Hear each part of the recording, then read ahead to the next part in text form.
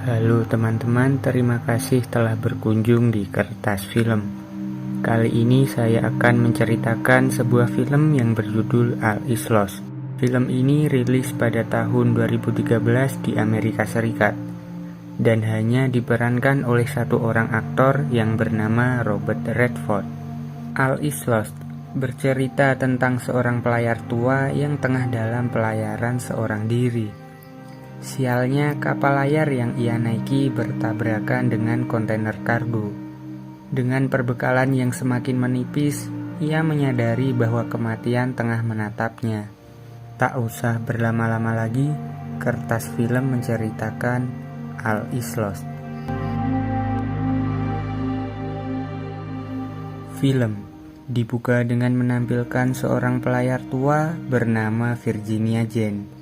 Ia terbangun dari tidurnya karena mendengar suara air yang masuk ke dalam kapalnya.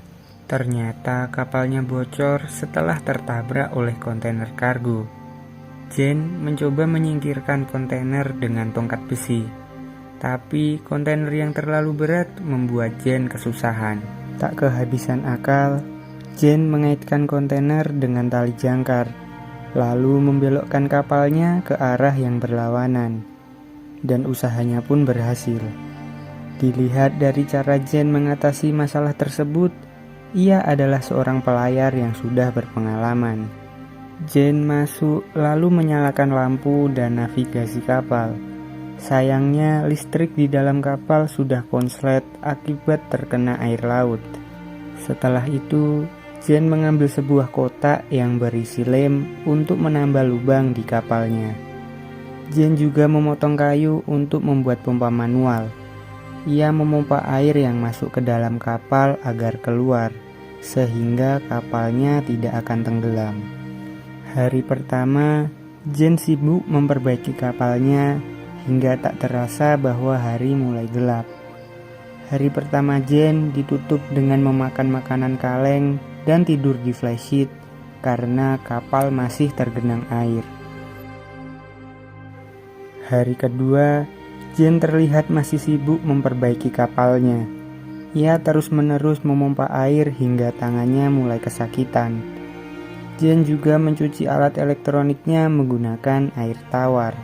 Dikarenakan alat komunikasinya basah dan rusak, Jane tidak dapat berkomunikasi dengan siapapun. Ia berada di tengah-tengah samudra dan jauh dari jalur lalu lintas kapal. Oleh karena itu, tak ada satupun kapal yang terlihat di dekatnya. Hari kedua Jane ditutup dengan memakan makanan kaleng sambil menikmati indahnya sunset. Memasuki hari ketiga, Jane disibukkan dengan membersihkan kapalnya. Ia juga memiringkan kapalnya untuk mengecek hasil tambalannya. Setelah itu, Jane mengambil aki kapal lalu menyambungkan ke radionya agar menyala. Setelah dicoba, ternyata radionya tetap tak mau menyala. Dengan begitu, ia benar-benar tak bisa berkomunikasi dan meminta tolong kepada siapapun. Karena kesal, Jane melampiaskan kekesalannya dengan meminum sebotol wine. Tiba-tiba hujan turun. Jane bergegas keluar kapal untuk menikmati air hujan sekaligus membersihkan dirinya. Saat malam tiba, Jane membaca buku tentang letak navigasi kapal dengan pencahayaan dari senternya. Hari keempat, Jane melipat layar kapalnya dan naik ke atas tiang untuk menancapkan kabel antena. Saat di atas, Jane melihat awan gelap yang menandakan akan terjadinya badai. Oleh karena itu, Jane mengemasi barang-barangnya dan menyimpan cadangan air minum untuk menyambut datangnya badai. Benar saja, badai mulai mengguncang kapal Jane. Mau tidak mau, Jane harus mengendalikan kapalnya agar tidak terbalik. Dengan diterpa badai, ia tetap berusaha menyeimbangkan kapalnya. Tetapi usahanya tak membuahkan hasil. Kapalnya tetap terguncang. Jane mengambil layar kapal dan berniat memasangnya agar kapal lebih terkendali. Badai pun mulai mengamuk. Jane terhempas dan tercebur ke dalam lautan. Beruntung, ia masih bisa selamat dan menaiki kapalnya kembali. Jen mulai lemas dan memuntahkan air laut yang sempat ia telan. Di luar, badai semakin menjadi-jadi dan membuat kapal Jen terbalik. Jen sangat panik, tapi gelombang ombak datang dan membuat kapal Jen berputar kembali. Jen menatap jendela dan berinisiatif memasang tali jangkar agar kapal sedikit lebih tenang. Seolah tak diizinkan, ombak besar menerjang Jen dan kapalnya. Jen terhempas ke lautan sementara kapalnya terbalik. Berenang lalu menggapai kapalnya membuat nyawa Jen kembali tertolong. Jen sudah tak peduli lagi dengan kerusakan kapalnya. Yang terpenting adalah keselamatannya. Jen masuk ke kapal. Namun ombak datang dan membuat Jen terbentur hingga pingsan. Hari kelima, Jen terbangun dari pingsannya dan terlihat kapalnya sudah porak-poranda. Ia segera mengambil pelampung emergensi karena menyadari bahwa kapalnya sudah tak mungkin bertahan lama. Jen membuka pelampung dan menaikinya. Karena badai belum selesai, Jen seharian penuh hanya berlindung di pelampung sambil menunggu badai mereda. Memasuki hari ke-6, terlihat badai sudah berlalu. Jen kembali masuk ke dalam kapal untuk mengambil sisa-sisa makanan dan alat survival. Ia membawa barang-barang tersebut untuk bertahan hidup di dalam pelampung. Ia juga mengobati luka di kepalanya agar tidak infeksi. Jen bergegas menaiki pelampungnya karena kapalnya mulai tenggelam. Di pelampung, Jen terlihat sedih karena melihat kapalnya sedikit demi sedikit mulai tak terlihat di permukaan. Jen mulai membuka alat survivalnya. Ia beruntung memiliki teropong dan peta. Oleh karena itu, Jen dapat mengetahui letak astronomis dirinya berada. Di hari yang sama, Shin memperlihatkan Jen terbangun dari tidurnya. Ia bangun karena pelampung yang ia naiki terisi air. Dengan cepat, Jen menguras air itu agar tidak tenggelam. Terlihat cuaca mulai mendung. Jen khawatir akan diterjang badai lagi. Jadi, ia memutuskan untuk menutup pelampungnya rapat-rapat dan berlindung di dalamnya. Apa yang ditakutkan Jen benar-benar terjadi. Badai mulai datang hingga menyebabkan pelampung Jen tergoncang. Badai semakin mengamuk, bahkan mampu membuat pelampung Jen terbalik. Jen keluar dan berenang ke permukaan. Ia membalik pelampungnya di tengah amukan badai. Tak butuh waktu lama, Jen berhasil membalik pelampungnya. Ia kembali masuk ke pelampung walaupun menderita. Jen mencoba tidur sambil menutup telinganya. Hari itu merupakan hari yang berat bagi Jen. Memasuki hari ke-7, terlihat Jen sibuk memperbaiki pelampungnya. Karena haus, ia minum cadangan air tawar di dalam jerigen.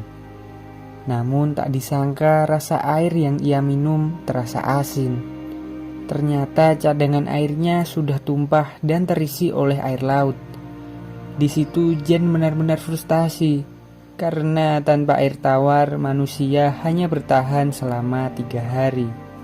Di tengah frustasinya, Jen melihat embun yang ada di plastik. Ia mendapat ide di situ. Jen memotong jerigen untuk diisi air, kemudian ditutup dengan plastik agar berembun. Dari embun itulah Jen dapat minum air tawar. Karena stok makanan Jen sudah habis, ia memutuskan untuk memancing ikan. Sambil menunggu umpannya dimakan, Jen menitik keberadaannya di peta. Ternyata Jen sudah mendekati jalur lalu lintas kapal. Ia bergegas meneropong sekitar untuk mencari kapal. Benar saja, dari kejauhan tampak kapal yang mengangkut kontainer. Ia segera menyalakan kembang api dan berteriak untuk meminta pertolongan. Seolah tak diizinkan untuk selamat, kapal besar itu tak melihat keberadaan Jen. Ia sangat kecewa, karena itulah kesempatan terbesar untuk selamat dan kembali pulang. Di tengah kekecewaannya, Jen melihat senar pancingnya bergerak. Ia segera menariknya. Namun, hiu yang kelaparan langsung memakan ikan yang dipancing Jen. Dikarenakan terdapat banyak hiu, Jen tak mungkin lagi untuk memancing. Jadi, sumber makanan Jen hanya dari air embun. Malam harinya, Jen dikejutkan dengan suara kapal. Ia terbangun dan melihat kapal pesiar sedang melintas. Dengan spontan, ia segera menyalakan kembang api terakhirnya. Namun, lagi dan lagi, kapal pesiar itu tak melihat keberadaan Jen. Hari itu, Jen penuh dengan kekecewaan. Memasuki hari ke-8, Jen mengawalinya dengan sarapan menggunakan air embun. Saat melihat peta, ternyata dirinya sudah melewati jalur lalu lintas kapal. Di situ rasa putus asa sudah muncul, karena Jen tak akan menemukan kapal lagi. Seharian penuh kegiatan Jen hanya tidur di atas pelampung sambil merenungi nasibnya.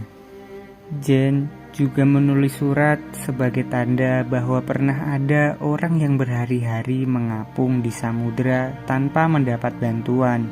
Di malam hari, Jen terbangun dari tidurnya. Ia melihat cahaya putih di kejauhan. Semangat Jen mulai bangkit. Karena kembang apinya habis, ia merobek-robek kertas untuk dibakar agar cahaya putih tersebut dapat melihat dirinya. Jen terus membakar kertas-kertasnya hingga api membesar sampai pelampungnya pun ikut terbakar. Ia menceburkan diri ke laut untuk menyelamatkan diri. Dengan api sebesar itu, cahaya putih tadi tak kunjung mendekatinya. Disitulah Jen sudah benar-benar putus asa. Mengakhiri hidupnya adalah jalan terakhir. Ia menenggelamkan diri dan berharap untuk segera mati. Namun saat di dalam lautan, keajaiban mulai terjadi. Cahaya putih tadi mendekati pelampungnya, yang ternyata itu adalah kapal nelayan. Ternyata Jen belum mati. Ia menahan nafas selama di dalam air. Jen langsung berenang ke permukaan dan terlihat ada tangan yang meraihnya. Lalu film pun selesai.